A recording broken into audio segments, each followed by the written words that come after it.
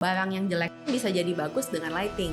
Lo udah beli furniture mahal-mahal, tapi kalau lampu lo nggak bagus kan juga nggak kelihatan bagus. Tapi taunya dari mana kalau ini masalahnya lampunya atau masalahnya barangnya? Lo misalnya ke toko baju nih, lo lihat nih bajunya pas sana, wah bagus ya. Terus sampai rumah, kok bajunya jelek ya, kayaknya warnanya gitu. Itu berarti problemnya di lampu rumah lo. Bahasa teknisnya kan color rendering index ya. Kalau misalnya kita dengan pencahayaan yang tepat, ini pasti seratnya kelihatan, jadi kelihatan cakep di rumah tinggal itu. Kadang kalau misalnya dia ada ruangan office, misalnya dia lagi mau kerja serius, ya dia ganti putih. Tapi kalau dia lagi mau relax, dia tinggal switch ke kuning.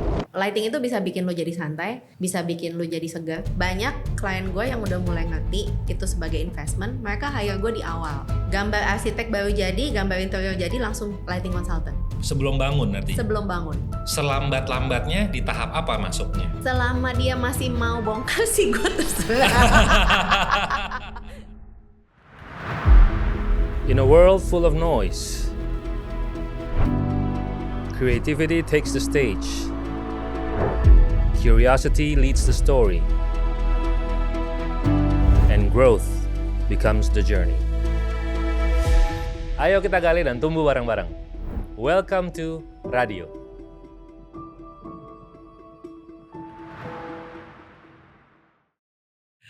Ratna, welcome to Radio. Yeay. Jadi ini gue udah ngomong dari kemarin di Instagram gue bakalan ada high-end lighting consultant yang datang, gue mau ajak ngobrol. Oke.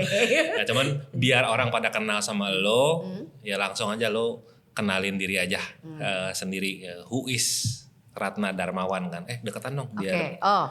Ya jangan terlalu jauh dari mic. Oke, perkenalan diri, short intro. Who is Ratna? Saya namanya Ratna Darmawan, mungkin udah pada tahu.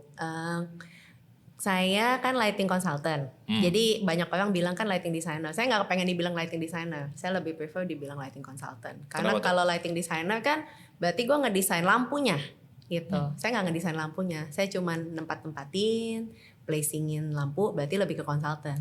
Gitu. Dan nama company-nya SSA Lighting. SSA apa tuh?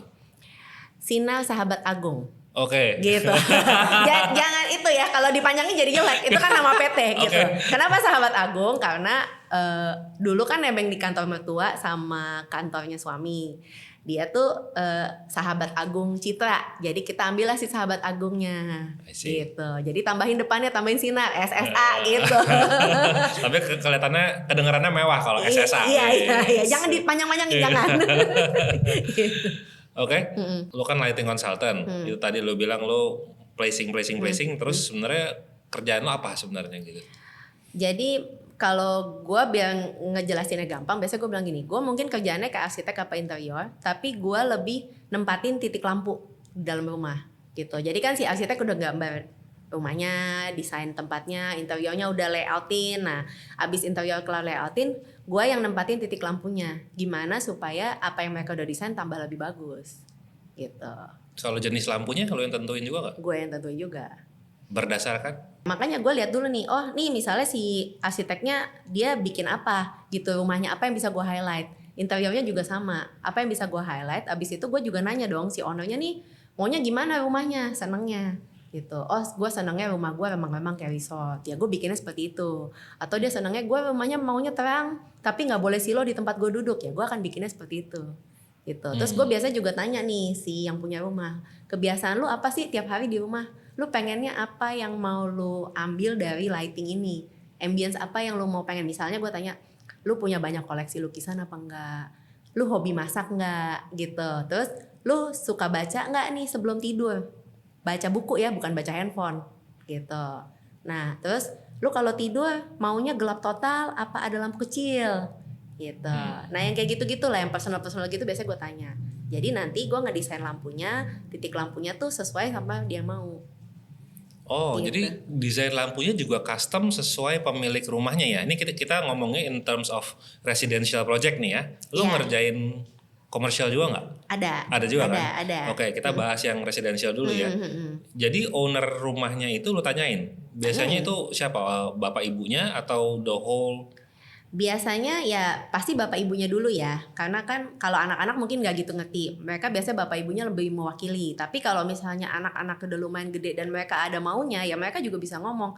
Misalnya gini, ada juga kan anaknya udah teenager, udah remaja gitu ya, Aku mau suka dandan, jadi di tempat dandan harus bagus nih ya, karena aku senengnya dandan gitu. Jadi kadang-kadang di tempat dandan tuh kita bikin lampunya supaya dia dandannya enak, terus mungkin lampu dandannya kita bisa redupin. Jadi misalnya pas dia keluar rumah udah dandan cakep, kira-kira gue kalau di tempatnya gelap kayak gimana makeup gue gitu. Oh bisa gitu? Bisa dong. Supaya kalau pas lagi dugem, pas terang itu Iya, nggak terjebak tetep, ya. iya. Jadi nggak kayak menor gitu kan, kaget nanti gitu. Oh gitu. Iya. Jadi makeup pun itu sangat custom ya. Jadi lo kalau konteksnya kan anak yang lagi mau dandan, mungkin dia ada kalau dia pergi ke kampus terang atau dia ntar pergi ke dugem gelap, iya. kelihatannya gimana gitu ya. Iya. Oh, itu bisa didesain. Bisa gitu. Sama malah kadang-kadang banyak sekarang yang anak-anak kecil kan mulai banyak maunya nih. Kamar aku pengen gini. Nah, mereka kadang-kadang malah minta aku maunya yang lampunya bisa ganti-ganti warna ya di kamar gitu. Oke, Gitu. ganti warna kayak Ya RGB bisa gitu. RGB, Oke, sekarang anak kecil itu ngapain udah bisa minta ya. Jadi kan kita bilang nih ke si orang tuanya, tapi gue tetap mau ada lampu normal ya, nggak mungkin dong tiap hari biru merah gitu. Nggak apa-apa, kita bikinin di kamar mereka. Pokoknya mereka bisa ganti warna sendiri tergantung moodnya mereka nih. Tapi gue tetap ada lampu yang normal. Jadi kalau sehari-hari ya tetap kita warna lampunya warm white gitu kan. Tapi kalau misalnya dia lagi moodnya merah ya lu tinggal setel merah. Oh. Biru gitu. Kalau malam minggu nggak dikasih pergi sama orang tua ya udah merah biru dong di dalam kamar sendiri. gitu. Lo sebagai lighting consultant, challenge lo apa sih? Kalau dulu mungkin kita challenge-nya ngejelasin ke klien karena mereka belum begitu ngerti butuh nih kalau lighting consultant. Belakangan menurut gue orang udah mulai ngerti butuh nih lighting gitu, karena barang yang jelek pun bisa jadi bagus dengan lighting gitu kan. Sama juga dengan rumah gitu. Lo udah beli furniture mahal-mahal, semuanya misalnya marmer apa segala macam, tapi kalau lampu lu nggak bagus kan juga nggak kelihatan bagus. Oke, Gitu. tapi tahunya dari mana kalau ini masalahnya lampunya atau masalahnya barangnya? Pasti biasanya dari lampu. Gini, gampangnya gini, lo misalnya ke toko baju nih, lo lihat nih bajunya pas sana, wah bagus ya gitu. Terus sampai rumah lo pakai, kok bajunya jelek ya kayaknya warnanya gitu. Nah itu berarti problemnya di lampu rumah lo, bukan di toko itu. Oke. Jadi nanti kalau mau jualan barang bagus pakai lampu yang bagus. Jualan barang biasa pun bisa jadi bagus dengan lampu yang bagus sebenarnya. Oh gitu. Itu kenapa ya? Maksudnya kayak bias cahayanya, pendarnya atau apa yang membedakan kualitas lampunya gitu? Itu tuh apa ya, kayak bahasa teknisnya kan color rendering index ya. Jadi tuh misalnya nih ya, lo kelihatannya nih serat-seratnya tuh lebih kelihatan nih, misalnya kayu lo. Kalau kayak ini kan mungkin jadi nggak kelihatan nih serat lampu lo, serat kayu. Tapi kalau misalnya kita dengan pencahayaan yang tepat, nih pasti seratnya kelihatan, jadi kelihatan cakep gitu. Warna real kayunya juga lebih kelihatan gitu. Itu yang kalau di spek-spek lampu ada CRI kan ya? Iya, CRI ya. ada CRI. Yang bagus itu yang berapa angkanya? Minimal 90 ke atas. 90 ke atas. Jadi yang CRI-nya 100 ada nggak? Nggak mungkin, 100 itu matahari. Oh 100 matahari. Iya. Perfect artinya. Iya, kita kan memodifikasi supaya mendekati matahari. Nggak mungkin dong kita modifikasinya bisa sampai kayak matahari. Mungkin 95, 98 ada. Oke. Artinya semakin tinggi CRI-nya semakin mahalkah lampunya? Bisa jadi iya, bisa jadi enggak. Tergantung brand soalnya kalau kayak gitu. Oh udah tergantung brand. Iya. Ada yang CRI-nya tinggi tapi nggak gitu mahal. Ya tergantung lah. Itu mah budget. Oke, jadi artinya kan kalau yang lampu merek China gitu kan lebih murah, tapi dia pun ada juga yang CRI-nya tertinggi ya. Ada. Ada. China tuh nggak semuanya jelek gitu. Jadi China juga kan ada grade-nya macam-macam kan gitu. Ya mungkin kalau yang ada di pasaran lokal-lokal itu kan mungkin dibikinnya yang murah supaya kan masyarakat bisa tetap beli. Tapi kan kalau Cina tuh juga udah mulai ada yang bagus gitu. Yang grade-nya A, B, C gitu bagus. Oke. Gitu. Oke. Nah karena ini lagi ngomongin CRI nih, ini ada gue lompat ke pertanyaan dari netizen ya, gue kasih lihat lo dulu nih. Netizen kemarin ada yang nanya, lo lihat dulu nih, lo lihat gambar ini nih ya. Oke. Ini ruangan ini lo lihat, Ya. ya warnanya hijau nih. Ya. Jadi ada pertanyaan dari netizen yang tidak mau disebut namanya, dia bilang, Ya malu ya. Tidak mau disebut namanya, malu nih kayaknya. Dia bilang, gimana kalau ada klien yang punya ruangan dengan cat hijau miskin supaya terlihat jadi mewah? Oke. Kalau lihat tadi kan kayaknya dia lampunya cuma satu di tengah ya. Iya. Nah, dia sebenarnya bisa bikin ruangannya gini. Kalau satu lampu di tengah, ruangannya misalnya cuma 3x3 misalnya gitu ya. Pasti kelihatannya ruangannya jadi agak sempit gitu. Kita kan mau bikin ruangannya kelihatan lega dan lebih enak buat mata. Nah, saran gue, lu pakein aja tuh lampu LED strip keliling. Pasti beda. Oke. Jadi maksudnya Soalnya permasalahannya ke tuh penempatannya kalau lu ngomong barusan. Penempatan sama tipenya ya. Tipe lampunya juga. Jadi lu sebenarnya tidak ngomongin konteks lu mau rumahnya warna apapun, sebenarnya nggak ada masalah. Iya. Yang bikin bisa kelihatan miskin atau mewah. Kesian banget sih. Ya dia yang bilang gitu kan, gue cuma ngikutin doang. Iya. Soalnya itu kan kalau lihat dari foto dia kan sebenarnya hijaunya ya nggak apa-apa gitu kan. Tapi kan kelihatan suram. Ya. Ya kan. Ya. Nah, suramnya kan mungkin pertama lampu cuma satu, mungkin kurang cahayanya dong gitu. Sebenarnya bisa juga misalnya dia tambahin jadi 4 biji misalnya gitu, bulat-bulat bisa. Atau kalau mau lebih cakep ya lu pakai aja tuh LED strip keliling gitu. Tengah hilang. Udah. Jadi deh kelihatannya ruangannya lebih lega, lebih terang. Karena lebih terang jadi kelihatannya lebih lega juga gitu. Jadi nggak suram lagi gitu. Oke. Mau lu warna putih kek, kuning kek, terserah. Oke. Jadi bisa disimpulkan kalau nggak mau kelihatan miskin mesti terang. Apa nggak juga?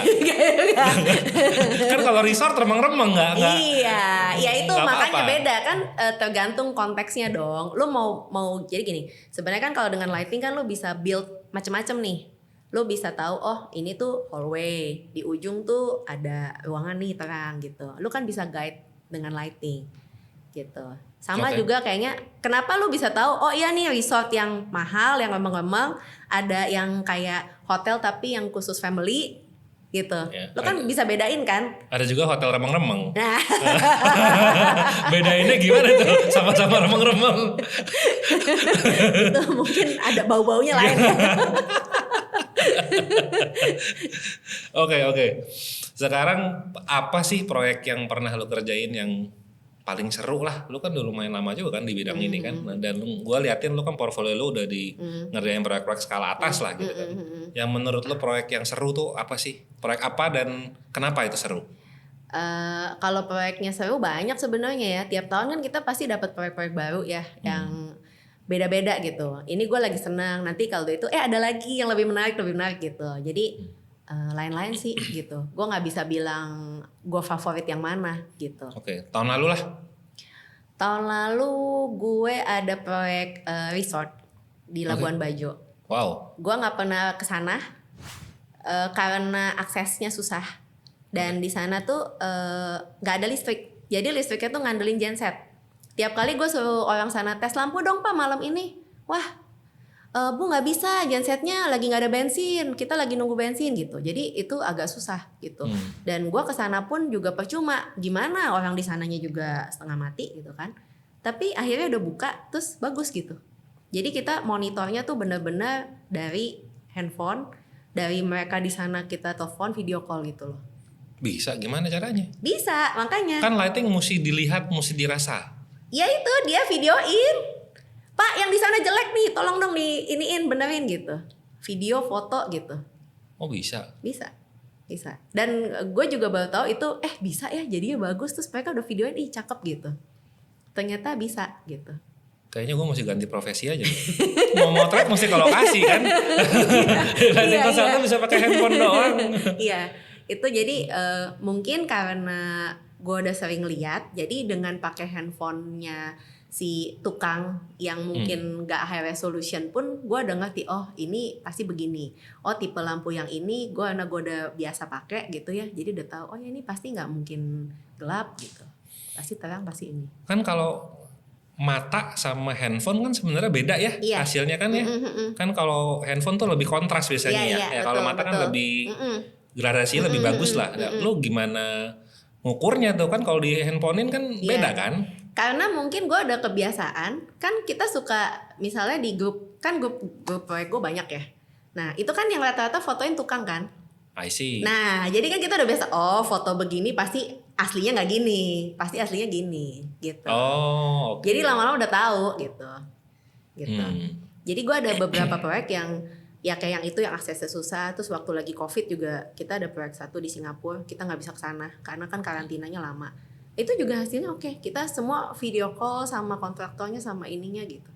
Oke. Dan ternyata berhasil. Nice ya.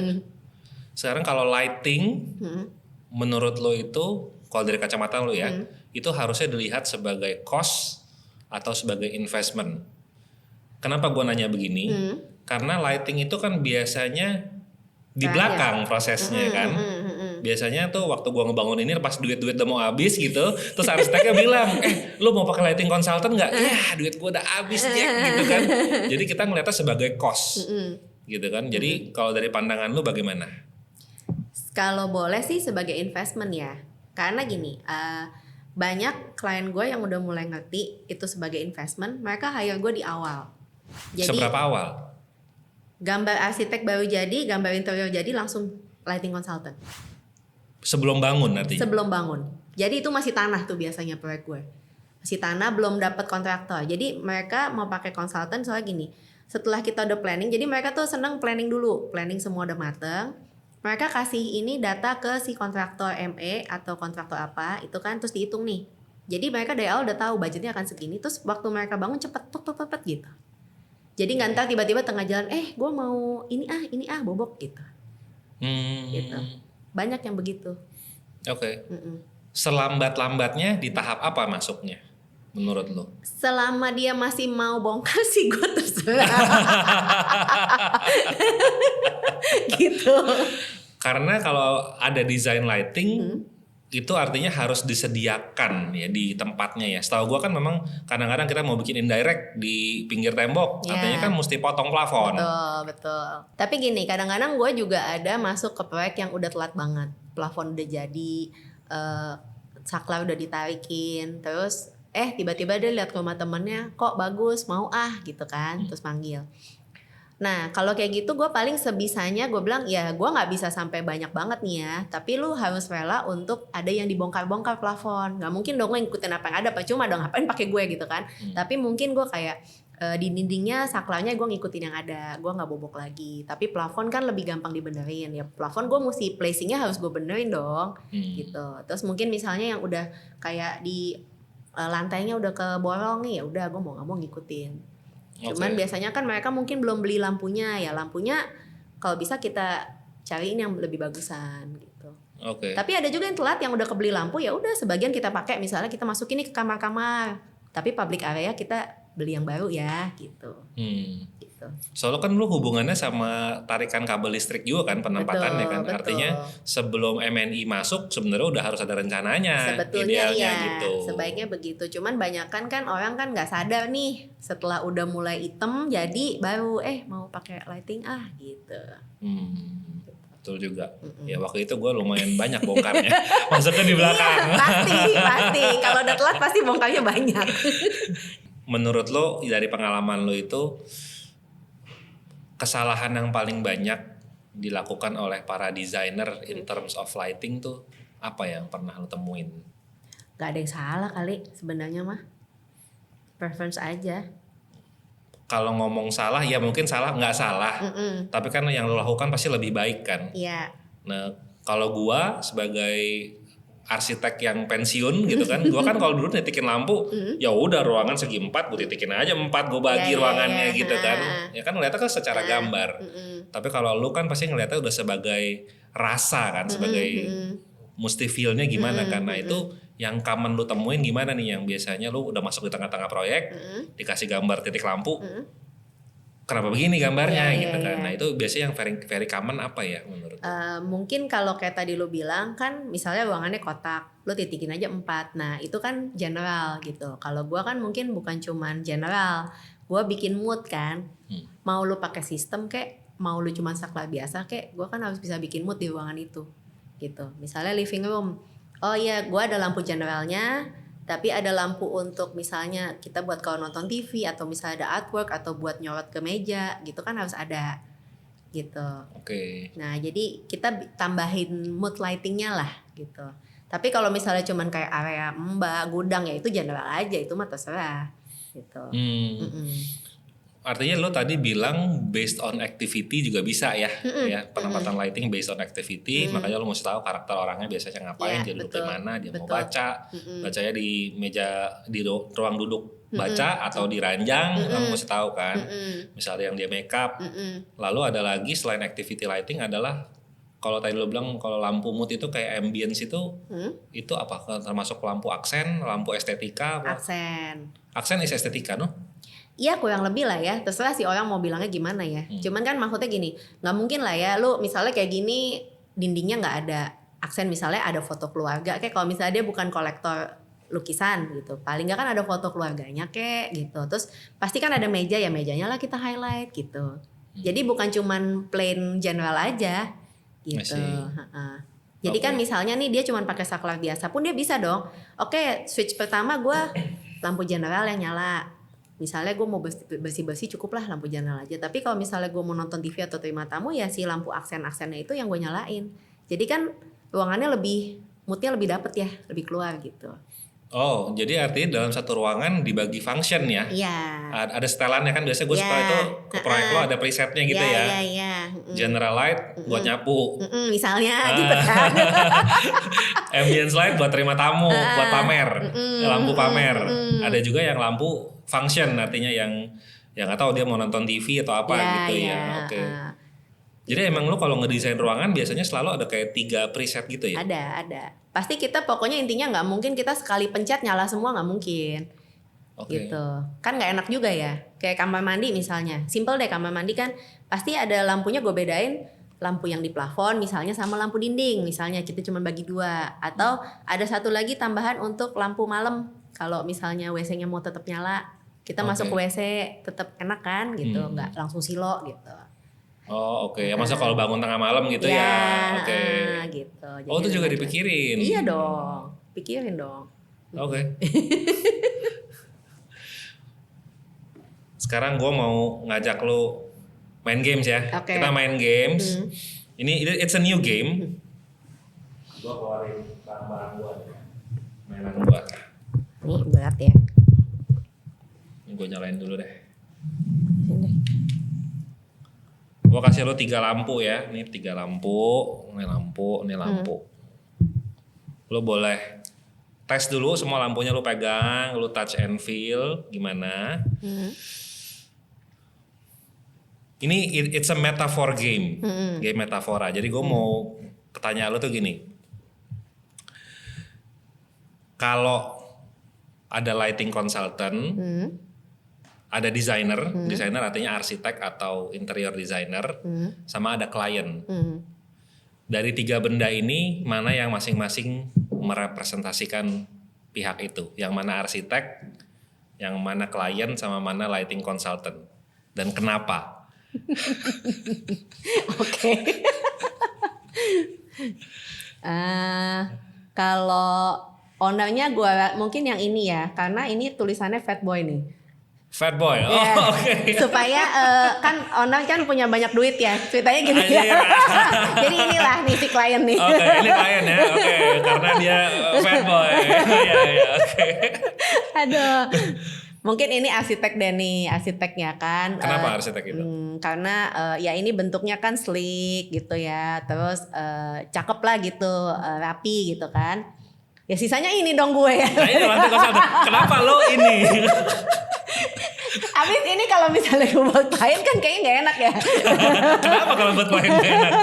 Ya ini kan gue bisa menyesuaikan nih. Lu mau warna apa? Putih gue bisa. Mau warm white bisa. Mau kuning bisa gitu. Oh lighting consultant apa? Fleksibel maksud lo? Fleksibel. Fleksibel ngikutin terserah mereka dia maunya gimana. Ngikutin yang tinggi. Ya karena kan gini, kalau rumah mungkin kita bisa pakainya warm white, tapi kan kalau komersial kan gue bisa juga pakainya putih. Gue kalau office bikinnya putih loh. Gue ada proyek Oke. office warnanya putih karena kan memang fungsinya untuk office. I see. Mereka kalau gue bikin kuning yang ada staffnya semua ngantuk lah. Oke.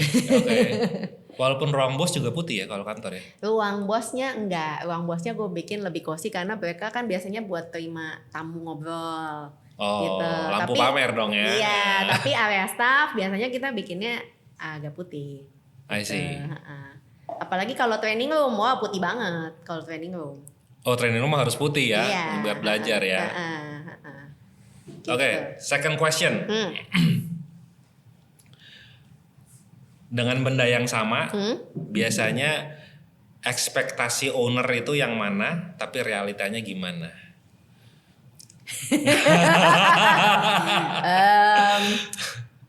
Kalau komersil ya, kalau rumah tinggal soalnya ownernya baik-baik banyak kan. Gitu. Oke, Ha-ha. oke. Kalau komersil gue yakin yang ini nih ekspektasi. Ekspektasinya begitu. Tapi budgetnya ini. Budgetnya yang itu. Ini kalian mesti pegang dulu nih, soalnya kalau pegang barangnya berasa sebenarnya ya. Iya. Ini kan enteng nih. Ya, Ini kalau pegang waduh mantep gitu Berasa kayaknya. ya, mantap. Rapi lagi gitu kan. Oke, satu lagi mewakili games ini ya. Yang mewakili kepercayaan seorang lighting consultant. Itu menurut lo yang mana? Gimana tuh ya? Kalau lampu ini mewakili kepercayaan seorang lighting consultant di proyek, Owner ke gue apa gue ke owner nih? owner kalau lah. Oh. Mungkin gue lebih suka yang ini ya. Karena yang ini kita bisa fleksibel, berubah-ubah. Terus lucu gitu. Lo lucu maksudnya apa gimana? Ya gue kan fleksibel ya. Sebenarnya tergantung kliennya mau gimana gitu loh. Maksudnya gue nggak yang harus mahal banget. Gue juga nggak mau yang murah banget. Oke. Gue masih bisa di tengah-tengah gitu. Oke. Gitu. Jadi gue biasanya bilang ke klien, gue nggak mau lampunya tuh yang murahan banget nanti cepet rusak. Gue juga nggak mau gitu. Karena kan nanti pusing. Gitu. Jadi gue lebih seneng ada brandnya jelas nih, ada mereknya. Misalnya nggak apa-apa deh lu mau brand apa, Osram kayak Philips kayak itu kan nggak terlalu mahal gitu. Tapi ada mereknya. Jangan tiba-tiba nih di Cina dicapin A, dicapin B gitu. Oh, oke. Yang itu kayak belum ada credibility-nya sebenarnya Ya, barangnya gitu ya. Tapi Oke. gue dapet juga kok klien yang begitu. Ya gue cuman udah bilang ya tapi ini kalau rusak ya ini ya tahu sendiri ya gitu. Oke. Gitu. Yang penting dia ngerti. Yang penting ngerti. Ya lo disclaimer di depan lah Iya ya. disclaimer di depan betul. Gitu. Oke. Alur kerja lighting designer tuh gimana nih buat orang awam yang belum pernah kerja sama lighting designer atau desainer-desainer muda nih yang mulai mau ngeracunin klien pakai lighting designer kan? Biar owner juga pada tahu kan Iya, maksudnya iya. kalau hire lighting designer tuh experience-nya gimana sih gitu. Biasanya mereka udah lihat misalnya kan lihat dari IG gue gitu ya apa website udah tahu nih oh hasilnya akan kayak gini. Nah alur kerjanya biasanya gue pasti akan minta dulu gambar dong dari arsitek apa dari interior. Tergantung nih kan mereka proyeknya apa. Kalau cuman apartemen pasti kan interior yang kerjain. Kalau rumah pasti kan ada arsiteknya juga. Dari situ kita bikinin proposal, dia oke, kita bikinin dia gambar konsep biasanya. Konsep itu jadi ada 3D, kita pasti minta 3D-nya dari arsitek atau interior. Kemudian kita olah nih supaya efek lightingnya jadinya kayak gimana gitu. Jadi si ownernya kebayang sebelum nanti dia beli, sebelum nanti mulai ditarikin kabel, oh ini loh nanti rumah gue jadinya kayak gini. Nah dari situ dia bisa komen nih, ini kayaknya kurang terang ya buat gue. Coba ini yang sebelah sini diterangin, yang ini gini gitu. Konsep udah oke, baru kita bikin gambar kerja. Nah gambar kerja itu mencakup berarti kan ada titik lampu, spek lampunya pakai apa, mau pakai sistem apa enggak gitu. Kemudian jarak antar lampu gitu. Itu semua kita yang iniin, kita yang atur. Sampai nanti kalau misalnya gue bilang ke klien, nanti kalau mau beli lampu dekoratif sebelum bayar, tolong lapor ke kita dulu gitu. Supaya gue bisa tahu tipe lampunya sesuai nggak nih sama lampu-lampu lain yang mau dibeli gitu. Kemudian tipe dimmernya apa, bisa dipasang nggak di sini gitu. Atau apa yang mesti kita siapin. Sama termasuk kalau nanti lampu built-in furniture-nya pun sebelum dipasang biasanya orang built-in-nya juga konsultasi ke kita gitu. Jadi ini kalau space-nya segini oke nggak gitu, mau lampunya di depan, di belakang, di tengah, apa gimana gitu. Oke. Nah setelah itu kita nanti pasti akan ada supervisi lapangan lah ya, berkala lah, nggak terus-terusan. Karena kalau lighting tuh biasanya kan di awal konsep kita sambil nunggu lapangan udah mulai tarik kabel dan segala macam, lihat progres, baru kita ngecek berkala gitu. Sampai nanti terakhir pas udah mau ditinggalin. Gitu. Itu kalau tadi lu bilang urusan klien waktu ngeliat renderan, apakah dia ngerti ya? Masa ini gue kayaknya keterangan apa ini kurang terang? Ngeliat gambar doang klien ngerti? Kebanyakan ngerti, tapi ada sedikit orang yang nggak ngerti. Nah, kalau yang nggak gitu ngerti, biasanya gini, gue bilang, kan gue ada foto-foto proyek klien yang bukan render, yang asli. Gue bilang, coba lihat dari portfolio gue yang foto ini, Bapak Ibu suka yang mana? Pilih 3 foto paling nggak. Jadi gue tahu lu feel-nya gimana. Senangnya terang, terus yang apa 3.000, 2.700, berapa Kelvinnya gitu. Gue tahu dari situ. Kalau dia tetap nggak ngerti juga dari renderan gue bilang nanti gini deh, di lapangan ruangan mana yang kita udah lumayan jadi, kita minta kontraktornya rapiin. Sebelum beli lampu kita bikinin mock up di situ dengan lampu yang di asli. lokasi langsung. Lokasi. Oke. Tapi nggak mungkin dalam waktu dekat ya. Maksudnya kan nanti kalau udah berbentuk, terus mungkin misalnya ada satu corner atau guest room atau kamar mandi yang udah lumayan rapi, kita minta di finishing lumayan rapi, kita pasangin lampu. Nah nanti lihat terangnya segini, oke nggak? Kalau oke ya udah kita lanjut gitu. Itu yang masangin lo apa kontraktor? Kontraktor dong. Oh, kontraktor. Pasti kan udah ada kontraktor ME dong. Oke. Gitu. Kalau nggak ada kontraktor ME? Nggak mungkin lah. Nggak mungkin itu kabel-kabel siapa yang tarik? Oh, artinya dari main con lah. Iya main con lah ya. Iya. Oke. Gitu. Soalnya kan kalau lo nggak gitu ntar pas udah jadi kok gini? Iya betul. So far klien gue nggak ada yang sampai begitu setelah jadi, nggak ada. Oh, oke. Mereka udah tahu dari 3D, karena dari 3D gue itu nggak mungkin lari jauh gitu. Rata-rata 90% udah mendekati. Gitu. Gue nggak mungkin tiba-tiba misalnya dindingnya terang tapi lampunya nggak tahu dari mana, nggak. Jadi gue udah misalnya lampunya ada 4, ya itu dari 4 lampu terangnya gitu. Jadi yang berperan itu si 3D lo atau karena si Fatboy ini pinter? Karena sudah berpengalaman, mungkin udah bikin rumah ada berapa kali gitu kan. Iya. Ya kurang lebih begitulah gitu. Okay. Jadi karena udah pengalaman pasti kan kurang lebih udah tahu gitu. Jadi gue biasa gitu, kalau orang yang nggak ngerti-ngerti ya gue foto. Terus kalau memang sampai dia maksa mesti ke rumah klien gue, ya gue coba cari yang dia bisa mampir.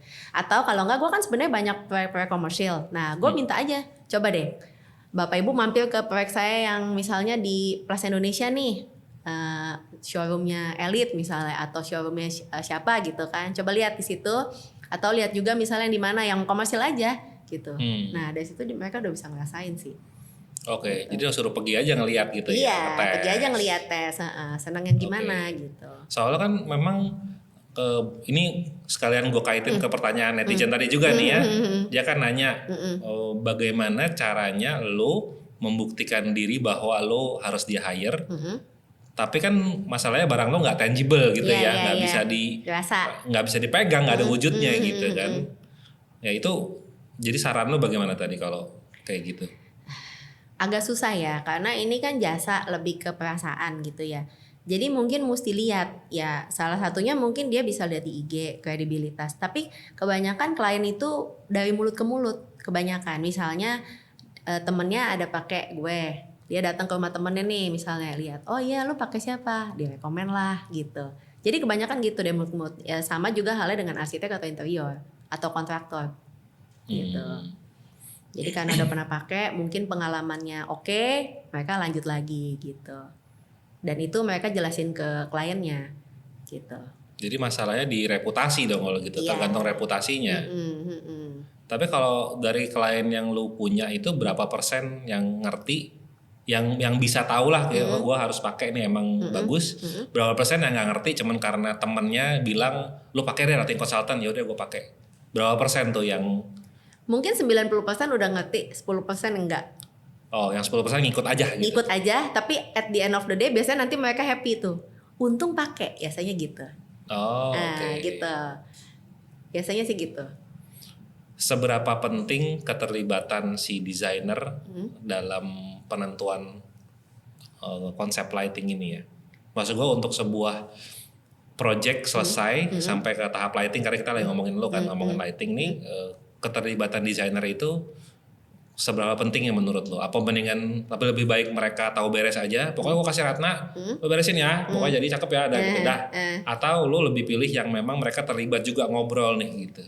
Ada yang tahu beres maunya karena udah biasa. Kalau yang udah biasa kan gue juga udah tahu, oh si ini nih memang senangnya gini gitu.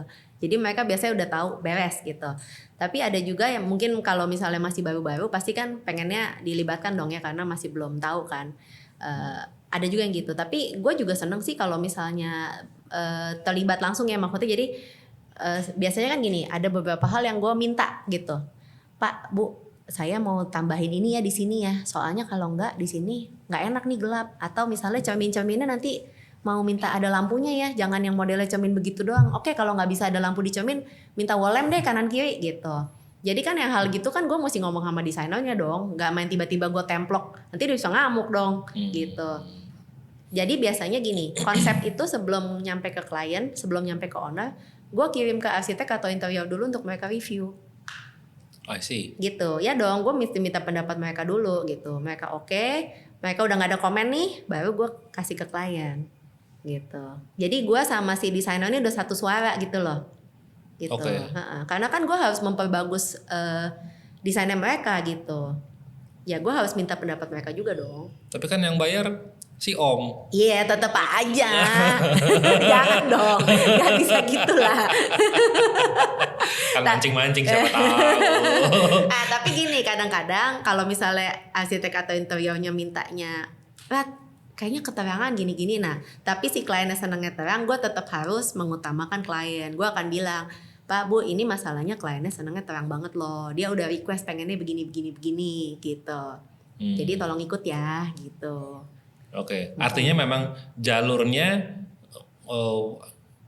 kita tuh supporting the designer, artinya jalurnya gitu ya. Jadi kalau sampai jalurnya mesti lewat designer dulu baru ke owner. Walaupun kalau kita di hire sama owner langsung, banyak gue di hire sama owner langsung, tapi kan tetap gue kan harus nanya dong, yang desain kan si desainernya gitu. Oke. Ya dong, kan gue nggak ngerti nih apa yang dia mau desain gitu kan. Kalau gue nggak ngobrol sama dia, main gue hajar aja suka-suka gue gitu kan nggak bisa juga gitu. Jadi harus komunikasi lah. Oke. Kalau fungsi sama ambience, mana yang lu duluin? Lampu ya, secara masa ngomongin lighting nih. Function light sama ambience light. Fungsi. Jadi kalau budgetnya cuma ada fungsi, ya udah lampu satu di tengah lampunya. Kayak rumah hijau tadi. Fungsi dong. Gila. Lu cakep-cakep tapi maksa ya buat apa gitu. Kalau lighting rumah, rumah tinggal, hotel, cafe sama showroom, sama atau beda? Beda dong. Beda dong. Briefly bedanya di mana? Kalau rumah kan pasti maunya lebih homey gitu kan. Gak mungkin rumah kita tiba-tiba bikin ada yang warna putih, gak mungkin. Gue juga gak mau gitu. Kalau showroom kan tergantung showroom apa. Kalau showroom furniture ya mungkin kita bikinnya kayak rumah suasananya, tapi lebih nge-highlight barang-barangnya dia gitu. Tapi kalau misalnya showroomnya office furniture yang kita pernah bikin, ya pasti kita bikinnya suasananya lebih kayak office.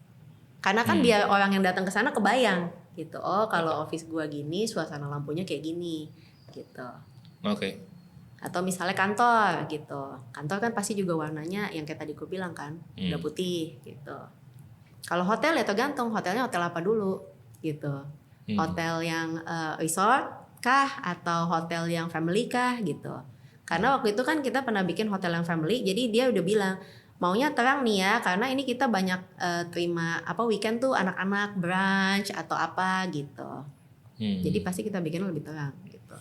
Kalau hotel mungkin memakai beberapa jenis lighting mood kali ya, karena kan dia ada yang functionnya kayak ballroomnya, ada yang buat classroom workshop lah, gitu ya. Kamarnya gimana, kafenya gimana, beda-beda. Kompleks ya kalau hotel ya. Gini, kalau hotel ya kompleks sih, cuman kan mereka tipikal. Kamar kan mungkin cuma berapa tipe gitu kan. Sebenarnya lebih kompleks rumah sih. Rumah tuh karena lebih personal. Kalau komersial kan lebih bisnis ya, yang penting cepet kelar sesuai targetnya gitu. Kalau rumah tuh menurut gue lebih personal, tapi gue lebih enjoy rumah sih. Kenapa? Karena setelah itu ownernya, kalau ownernya happy tuh gue seneng aja gitu. Mereka kan suka cerita, iya aku seneng deh di rumah, enak gini gitu. Biasanya owner yang lo handle tuh yang cowok apa yang cewek?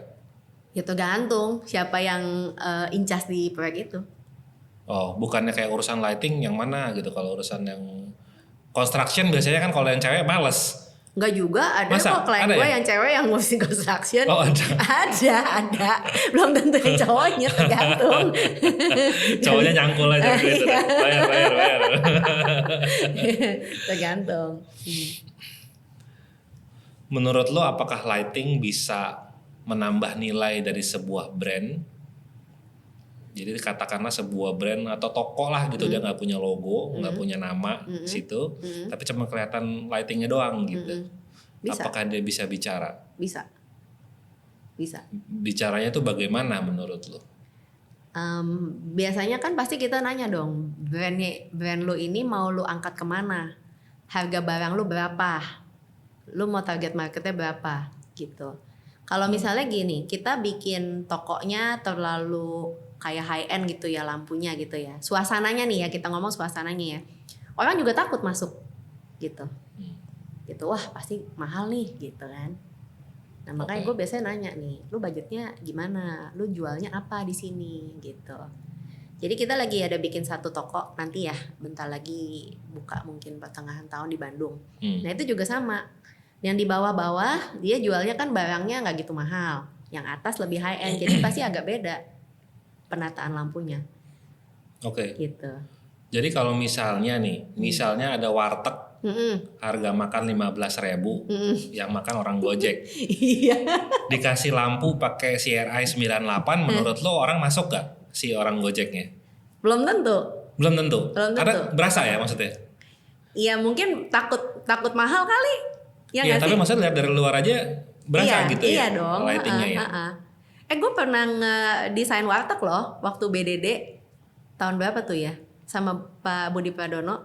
Jadi ada warteg, kita kan mau menginiin UMKM ceritanya gitu ya, memperbagus tempatnya. Jadi ada waktu itu wartegnya kita desain, tukang burjo, warteg lagi, bubur ayam Indomie gitu. Pakai lighting consultant. Oke. Nah itu metode lo pendekatannya gimana? Maksudnya yang harus kelihatan tetap murah supaya orang mau datang, tapi kelihatan well design gitu. Gimana tuh?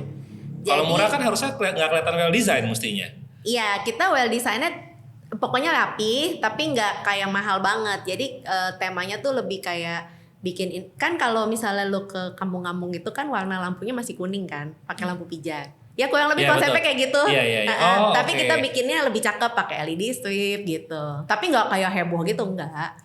Kita embedded sama dia punya apa? Kalau nggak salah tuh ada pajangan rokok-rokok atau apa Indomie-Indomian ya, disitulah ditaruhnya. Oh oke. Menarik. Iya gitu.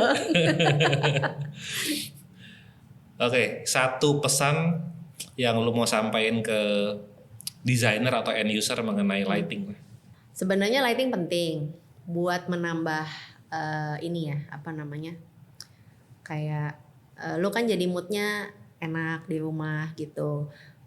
Kalau rumah ya, jadi moodnya enak, pengen pulang, lebih bisa santai. Lighting itu bisa bikin lu jadi santai, bisa bikin lu jadi segar. Makanya kadang kalau misalnya di rumah tinggal itu, kadang kalau misalnya dia ada ruangan office, gue nanya, lu di sini kerjanya mau kayak apa? Kita bisa kok dengan lampu yang sama kita ganti, mau warnanya putih apa kuning bisa. Gitu. Jadi kalau misalnya dia lagi mau kerja serius, ya dia ganti putih. Tapi kalau dia lagi mau relax, dia tinggal switch ke kuning dengan lampu yang sama. Gitu. Jadi sebenarnya penting banget, dan kalau bisa lebih awal lebih baik supaya nggak banyak bobokan. Gitu. Karena kalau bobokan jadi lebih mahal. Iya jadi mahal. Jadi lama. Jadi kos lagi. Dan gue biasanya juga yang penting kalau buat gue lightingnya sama placingnya penting. Tapi masalah lu mau pakai sistem atau enggak tergantung. Jadi gue lebih prefer penataan lampunya benar, tapi lu pakai saklar biasa aja kalau budget lu udah terbatas. daripada lu maksa pakai sistem tapi lampu lu jelek, sayang.